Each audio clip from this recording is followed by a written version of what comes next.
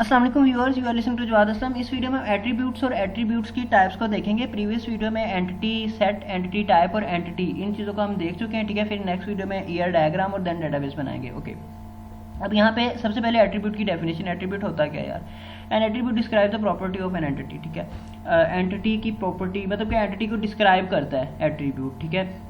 अब for example यहाँ पे स्टूडेंट एक एंटिटी है, ठीक है, और ये टेबल है मेरा, ठीक है। रिलेशन डेटाबेस हम कर रहे थे, तो यहाँ पे स्टूडेंट हमारी एंटिटी है और इसके अंदर जो हमारे पास कॉलम्स हैं, एज, सेक्स और नेम, ये जो 3 कॉलम्स हैं ये हमारे एट्रीब्यूट्स हैं यहाँ पे, ठीक है। एट्रीब्यूट्स हैं, ये डिफाइन कर रहे हैं स्टूडेंट एंटिटी को, ठीक है, डिस्क्राइब कर रहे हैं।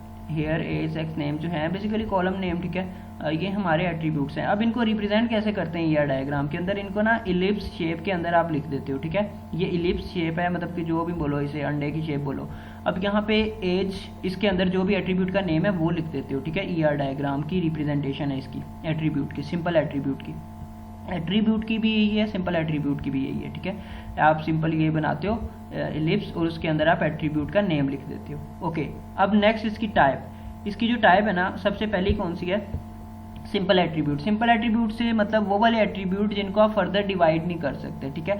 अब फॉर एग्जांपल यहाँ पे फॉर एग्जांपल जो है क्लास है, ठीक है, स्टूडेंट की क्लास। अब स्टूडेंट किसी स्पेसिफिक क्लास में पढ़ता है। फॉर एग्जांपल स्टूडेंट जो है वो पढ़ता है जी, फॉर एग्जांपल BScs में पढ़ता है, ठीक है। तो मतलब सिंपल कोई क्लास है ना उसकी, तो उसको आप चेंज नहीं कर सकते, उसको डिवाइड नहीं कर सकते, ठीक है, फर्दर। तो इसी तरह एज है, ठीक है। एज को मतलब 19 का है तो 19 ही है, ठीक है। लेकिन एज को शायद आप कर सकते हो मंथ्स में, लेकिन सिर्फ यहाँ पे क्लास ही एग्जांपल बेस्ट है। या फ़ोन नंबर आप एग्जांपल बेस्ट ले सकते हो कि फ़ोन नंबर जो है वो 11 डिजिट होगा, उसे आप डिवाइड नहीं कर सकते, ठीक है। तो वो सिंपल एट्रीब्यूट है हमारे पास, ठीक है। फ़ोन नंबर बेस्ट एग्जाम्पल है। ओके, दूसरी टाइप है हमारे पास कंपोजिट एट्रीब्यूट। कंपोजिट एट्रीब्यूट का मतलब कि जो 2 या 2 से ज़्यादा, मतलब कि जो बहुत सारे एट्रीब्यूट्स से मिलके बने हों। Composite attributes are those attribute which are composed of many other simple attribute, जो मतलब एट्रीब्यूट मिले और फिर वो बने। अब यहाँ पे इसकी रिप्रेजेंटेशन, ये हमारे पास है स्टूडेंट एंटिटी, ठीक है। एंटिटी को हम इस तरह रेक्टेंगल के अंदर ना रिप्रेजेंट करते हैं, ठीक है। स्टूडेंट एंटिटी है, एंटिटी को हम रेक्टेंगल शेप के अंदर एंटिटी का नेम लिख के एंटिटी को ईआर डायग्राम के अंदर रिप्रेजेंट करते हैं। अब यहाँ पे एड्रेस मेरा जो है ना, ये कंपोजिट एट्रीब्यूट है। कंपोजिट एट्रीब्यूट का मतलब कि एड्रेस जो है वो मिलके बना है स्ट्रीट से, सिटी से, कंट्री से और स्टेट से, ठीक है। ईआर डायग्राम के अंदर हम क्या करते हैं कि हम इसका अलहदा से कॉलम नहीं बनाते। हम यूजर से फॉर एग्जांपल मैं स्ट्रीट, सिटी, कंट्री और स्टेट, ये 4 चीजें ले लूंगा, ठीक है। तो फिर एड्रेस मैं खुद से बना सकता हूँ, ठीक है। तो ये मतलब कि एड्रेस जो है वो कंपोजिट एट्रीब्यूट है, ठीक है। इसी तरह नेम, नेम यहाँ पे कंपोजिट है, फर्स्ट नेम, मिडिल नेम और लास्ट नेम, ठीक है। मतलब ये 3 चीज़ें हों तो हम नेम बना सकते हैं, ठीक है। कंपोज्ड है नेम जो है फर्स्ट नेम और मिडिल नेम और लास्ट नेम 3 एट्रीब्यूट पे, ठीक है। ओके, अब नेक्स्ट है हमारे पास single valued attribute. Single valued attribute का मतलब कि ऐसे एट्रीब्यूट जिनकी सिंगल वैल्यू हो, ठीक है। मतलब एक पर्सन की वो एक ही वैल्यू होगी उस चीज़ की। फॉर एग्जाम्पल यहाँ पे स्टूडेंट एंटिटी है, ठीक है।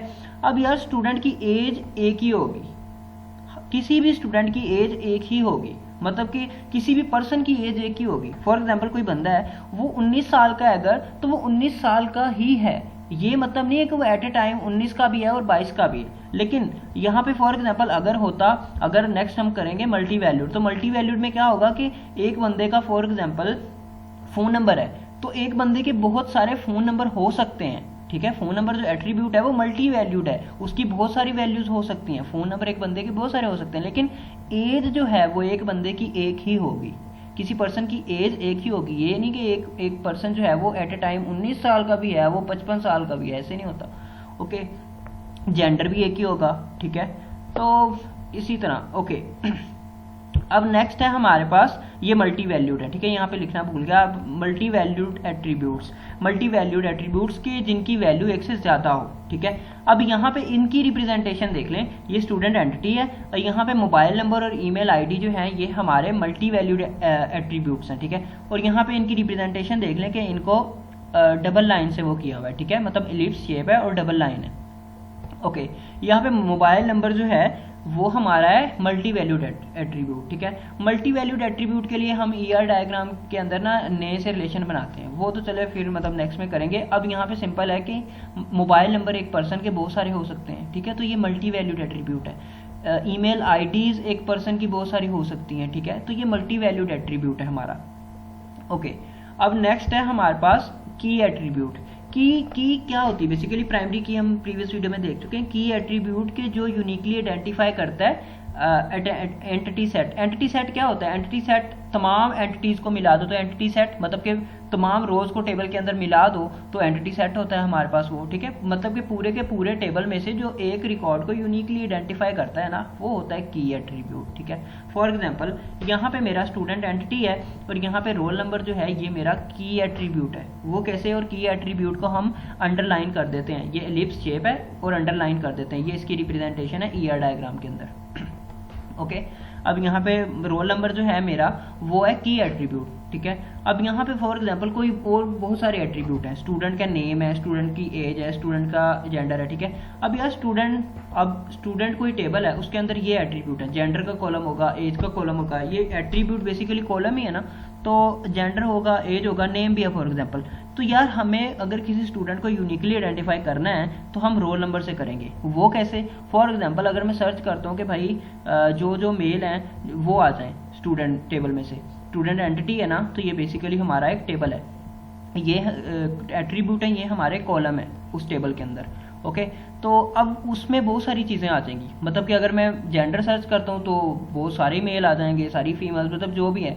तो एज भी बहुत सारे लोगों की सेम हो सकती है, जेंडर सेम हो सकता है, एज सेम हो सकती है, लेकिन एक चीज़ ऐसी होगी जो यूनिक होगी, वो है यहाँ पे रोल नंबर, ठीक है। तो रोल नंबर यहाँ पे यूनिक होगा, हर बच्चे का अपना रोल नंबर होगा, रोल नंबर डुप्लीकेट नहीं होंगे, ठीक है। तो इसी तरह नादरा में अगर चले जाएं तो CNIC यूनिक होता है हर बंदे का, ठीक है, तो वो यहाँ पे की एट्रीब्यूट होता है, ठीक है। और इसे हम करते हैं अंडरलाइन, ठीक है, इसके नीचे लाइन लगा के नाम लिख के और इसको इस शेप के अंदर, एलिप्स के अंदर इसकी रिप्रेजेंटेशन है ये, ठीक है।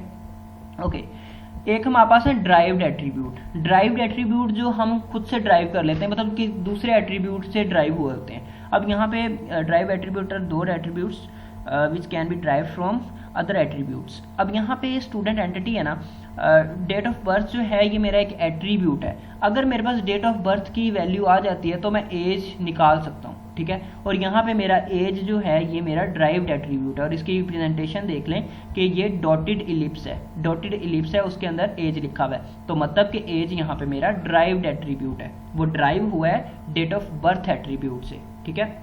अब यहाँ पे कैसे कि अगर मैं किसी बंदे से उसकी डेट ऑफ बर्थ पूछ लेता हूँ, फॉर एग्जांपल बहुत सारे फॉर्म्स में ऐसा होता है कि आप ऑनलाइन बहुत सारे पोर्टल्स में होता है कि आप डेट ऑफ बर्थ इंटर करते हो तो नीचे एज जो है वो खुद से ही वो कैलकुलेट कर लेता है, तो वो बेसिकली एज ड्राइव्ड एट्रीब्यूट है जो वो डेट ऑफ बर्थ को माइनस कर देता है आज वाली डेट से, मतलब कि जो मौजूदा डेट है उसको माइनस कर देता है उससे, उस वाली डेट से, तो फिर हमारे पास एज आ जाती है, ठीक है, ड्राइव एट्रीब्यूट है।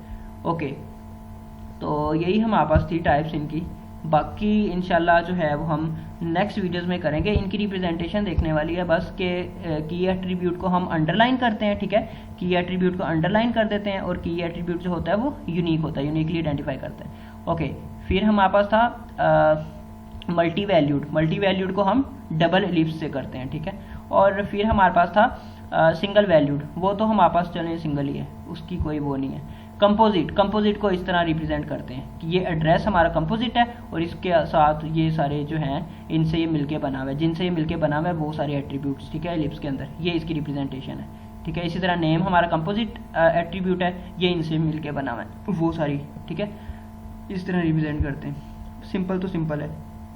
ओके।